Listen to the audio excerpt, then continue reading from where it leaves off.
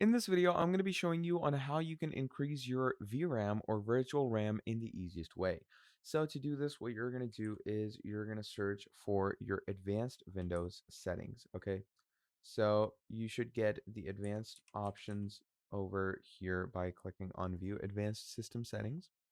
Now, once you're gone over here, what you see is, your basic system properties over here. So you have advanced hardware, etc. So what you do is you go to performance and advanced and click on settings.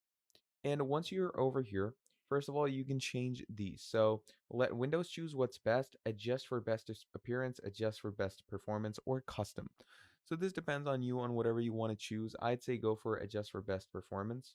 And once you've done that, you can also go to advanced, and this is where you can change your virtual memory.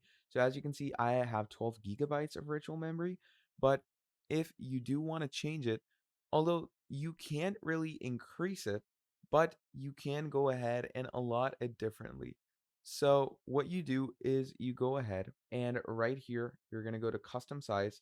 So if you have 12 gigabytes of currently allocated memory, what you can do is minimum allowed. You're going to choose the initial size, which is obviously 12 to 88.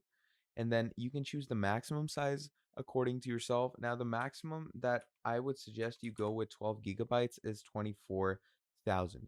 Okay. So that's the max megabytes you need to go to. If you go above than this, obviously it will not be operable. But that is basically how you're going to increase the virtual RAM on your PC. So that is pretty much about it. Thank you for watching this video all the way till the end, and I'll be seeing all of you in the next video. Have a great day. Goodbye.